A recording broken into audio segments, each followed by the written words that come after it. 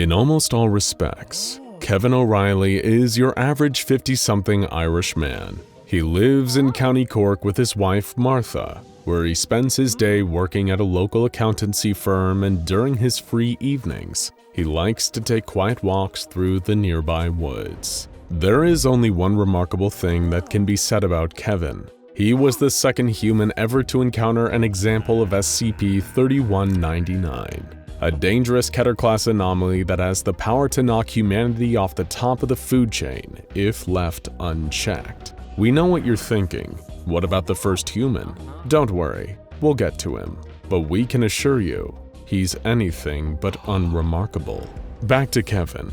He was enjoying one of his nightly walks when he heard a horrible shrieking sound in the distance. It sounded like a woman was being murdered, and just hearing it chilled poor Kevin to his core. His first instinct was to run to the woman's aid and do whatever he could, but there was a lurking anxiety under the surface, the echoing memory of an old childhood legend, the Banshee, a monstrous ghostly woman of Irish folklore whose blood-curdling screams always foretell death. But those were all just stories, surely, grim omens to stop children from straying too far from the path. Kevin took his first brave step in the direction of that awful screaming, repeating the quiet mantra of "there's no such thing as monsters" to himself again and again. If only he knew just how wrong he was. He ran deeper into the forest, following the awful sounds. Whoever this woman was, she certainly had some pipes on her. The screaming had been going on for minutes on end now, and it didn't seem to show any signs of subsiding. The sky above had darkened from everything to full-on night by the time Kevin reached the source of the screaming. Kevin found himself in a clearing in the forest, but in all his years of walking down here, he'd never seen it before. There was a ramshackle old cottage, rotten with age and damp, and next to it, a rusty old hut made from corrugated iron, like a kind of oversized chicken coop. From the tinny, echoing quality of the screams, he knew that they were coming from inside the hut. Was a woman being held captive here? Kevin was a smart man. He approached the tin hut quietly, not saying a word. If this woman had indeed been captured and was now being held against her will, it wouldn't help the situation to potentially alert her captor to his presence. This quick thinking is the reason that Kevin O'Reilly is still alive today. Because when he arrived outside the tin hut and peered in through the window, what he saw inside was not a woman. In fact, it wasn't even human. The beast that Kevin saw inside the hut was nothing short of a crime against nature, a twisted abomination that was only vaguely humanoid. Its bloated, fleshy body dripped with some kind of viscous fluid, and it looked more like a plucked rotten chicken than a person. The creature was shrieking and wailing, its huge body convulsing in the coop. It was making a gurgling, gagging noise, like something was strangling it. Kevin felt like he was going to be sick, but the monster beat him to it. It doubled over, its wretched, lipless mouth stretched open to freakish proportions and started to vomit something out. It was a gray, leathery mass, covered in dark red blood that soon flopped out onto the ground, among a number of other masses that looked just like it. The creature then gave one final wail and spewed out a red stream of blood and bile onto the masses. That's when Kevin realized what he was looking at. Eggs. A pile of big, unnatural eggs. The foul-smelling bile that the creature had just vomited up had no effect on the eggs, but it seemed to burn and corrode the surrounding environment. It hissed against the metal as thin wisps of steam rose from the scorch marks. Kevin was horrified, but also entranced by the bizarre sight, until the creature stood back up and began to turn towards him. Kevin didn't let his morbid curiosity get the better of him. He turned and sprinted out of the forest, knowing that if he lingered for even a second longer, he wouldn't return home alive. He ran, and finally heard the wailing fade into the distance behind him. This was the first ever outside brush with a specimen of SCP-3199, also known as Humans Refuted. Sadly, it would be far from the last, and would remain one of the rare few that wasn't deadly. When Kevin got back to town, he immediately told everyone what he saw. There's a monster in the woods, and it's breeding.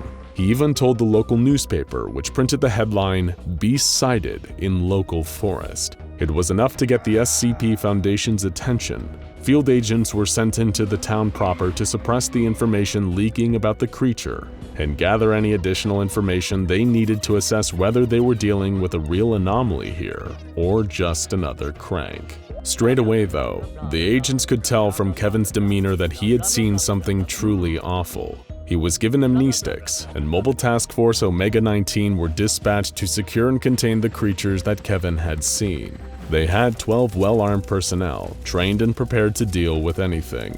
Or so they thought. They were led by Corporal Duncan, a seasoned MTF operative, and they used state-of-the-art night vision technology to gain a tactical advantage in the dead of night. All they had to work on though was the visual description provided by Mr. O'Reilly. It didn't take long for them to find the same clearing out in the woods. There was the rotten old cottage and the metal coop, just like Kevin had described. Two younger MTF members, Private McLeod and Private Langley, were eager to take the lead and prove themselves as they explored the dilapidated nightmare of a house. Once inside, they heard strange noises, what they assumed must have been footsteps coming from deeper in the home.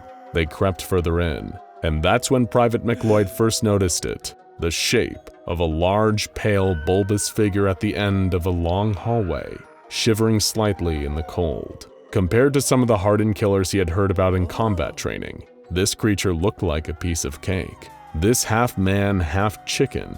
It was almost a walking joke. He leveled his weapon and grinned as he approached the creature, but Private McLeod had made a fatal mistake. He underestimated his enemy. In a later Foundation debriefing interview, Corporal Duncan would report with a dull horror what he saw happen to Private McLeod that terrible day. He'd never seen a smile fade from someone's face so fast. As the creature turned, shrieked, and sprinted down the hallway towards Private McLeod. The poor private barely even had time to raise his gun, his hands quivering with panic. Though even if McLeod had been quicker on the draw, it probably wouldn't have saved him. As the beast approached, it spewed its foul, stinking red bile onto McLeod's face. It was a sudden burning sensation so powerful that he passed out in an instant, his lower face dripping off of his own skull.